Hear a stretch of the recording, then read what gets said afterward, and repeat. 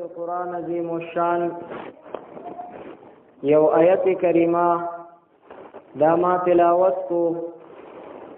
رب رحیم کریم ذات ما غندے ناچیز کی احکار گناہگار تا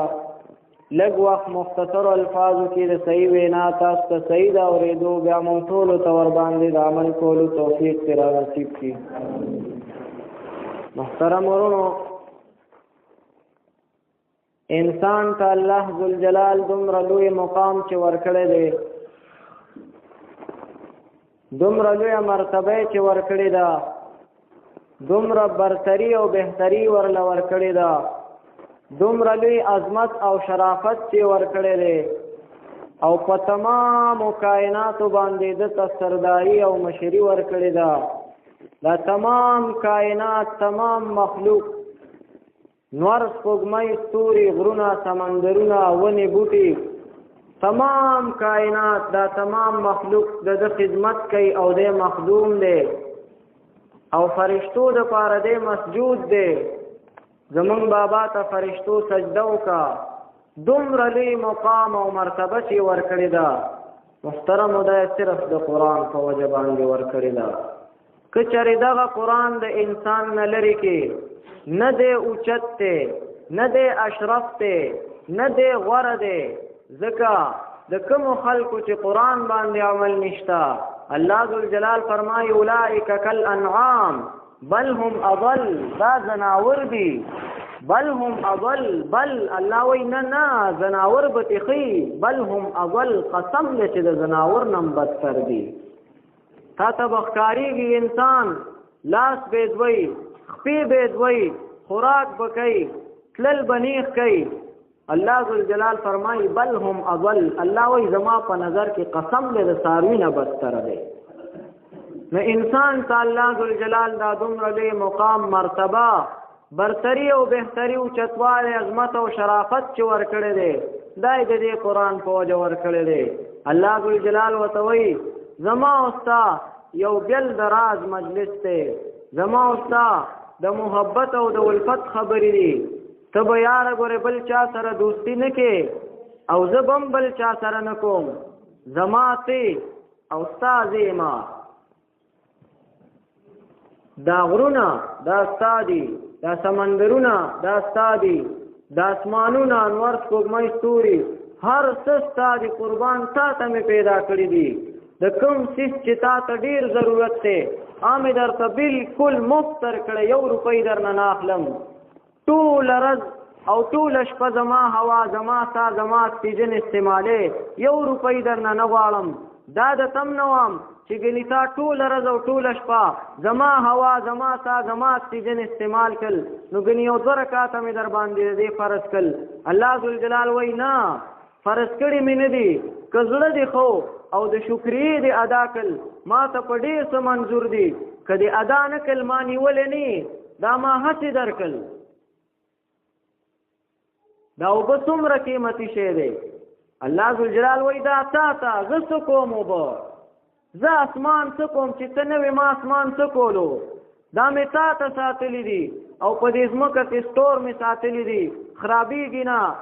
خوند پکې نه راځي، رنګ یې نه بدلېږي، بوی پکې نه راځي. دا مې تا ته انتظام کړی، په دې ځمکه کې مې سټور ساتلی دي. هر څه ستا دي. لکه پلار بچو ته وایي بچې دا ځمکې ما بچ کړي دي، دا کور مې جوړ کړی دی، دا کالې پترې مې جوړ کړی، دا څاروي مې اغوښتي دي، او بچې ما په ځان باندې لږه تنده تېره کړې ده،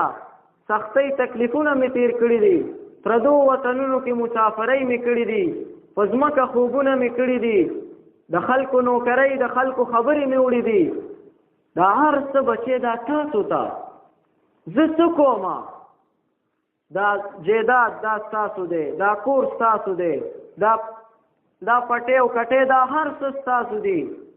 دا څاروي ستاسو دي. زه هیڅ نه غواړم، زه به 2 لاس او 2 خپې لاړ شم. دا مې تاسو له کړي دي. هسې چې پلار بچو ته دا قسم خبرې کوي او بچي په هغې کې نمک مردار شي او په هغې کې بیا د پلار خبره نه اوري، د ده نه لوی ظالم به بل وي.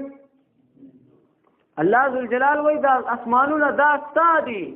دا غرونه ستا دي هر څه ستا دي خو ته څه وکړه الله فرمایي ته زما شه هر څه ستا دي خو ته زما شه ته دا خبره وکړه دا کلمه ووایه په ټول عمر کې یو ځل ووایه لا اله الا الله محمد رسول الله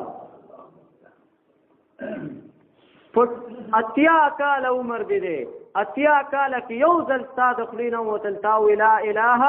الا الله الله ذوالجلال وایي بس کار دې کړی دی اتیا کال کې یو ځل یې در باندې فرض کړه 100 کال عمر دی دی او تا یو ځل ووایې لا اله الا الله الله وایي بس تا ګټلې ده یقینا چې ته په ما باندې مینې ځکه تا دا کلمه ووایې څه زبردست ذات دی څه زبردست ذات دی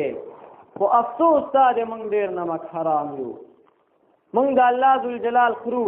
د الله ذوالجلال څکو د الله ذوالجلال اغوندو د الله ذوالجلال هوا اکسیجن استعمالو د الله ذوالجلال نور سپوږمۍ ستوري غرونه سمندرونه حیوانات جمادات نبات دا هر څه د الله ذوالجلال او تا ته ویلي مونځ وکړه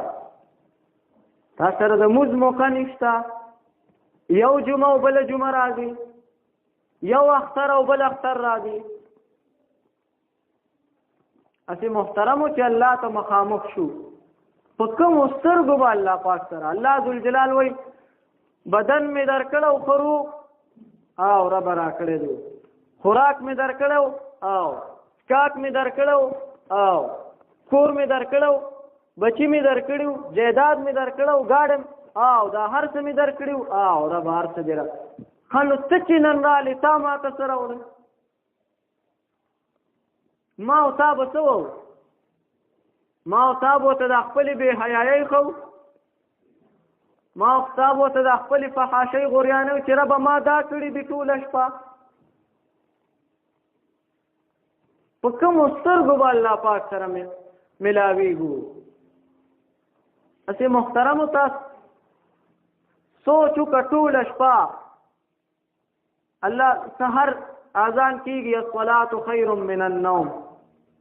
حي على الصلاة حي على الفلاح استا چې ټوله شپه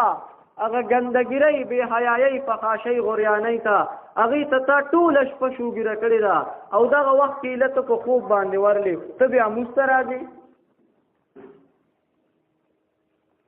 مؤذن وایي حي على الصلاة مانځه ته راشه او ته نور هم بیا کمبل راټیټ کړي چې محترمو هی کته به په محشر شي اذا الشمس کوورت پته به ولګېږي اسې محترمه ته چې مړ شي ته چې مړ شي او جهنم ته لاړ شي او یې مسلمان اسې دا څه خبره ده چې یې مسلمان او ګیره د سپینه او سره د سپین په سپینه ګیره ته جهنم ته لاړ شي دا څومره د شرم خبره ده پوره دنیا کې تاسو ګورئ یو سړی نیک سړی عالم سړی د جماعت استادي تبلیغي امیري یا اسې چا ګیره پریخي او دې داسې په غلط ځای کې چې ته په سینما کې چې ته چا مجلس راوسته ډمې دي په هغه ځای کې چې ته کم ځای چې ته جواري کېږي په هغه ځای کې دغه سړی څوک صحیح کړي نو څه وایي ورته مړه دې ګیري ته دې وګوره وایي که نه مړه ته پکې لا د جومات مړه ته لا تبلیغ کې ګرځي اوس خپله که هر څه کوي خیر دی خو ده ته وایي که نه وایي ده ته ګوته نیسي که نه محترمو ته چې جهنم ته لاړ شي او یې مسلمان الله ذوالجلال قرآن کې وایي دا کفار نه دي دا کافران به تا ته ګوته نیسي تا ته وایي وکاکا نو من خو که دلته راغلي یو نو الدنیا سجن المؤمن و جنت الکافر من ته خو دنیا جنتو من خو هلته په زړه ارمان نه دی پرېښی من خو د خدای پولې ماتې کړي هوارهګردي مو کړې ده او زمون خو ځای دغه جهنم دا خو جوړ موږ ته دی نو کاکا ته خو مسلمان وې نو ته دلته څه کې نو دا څومره د شرم خبره ده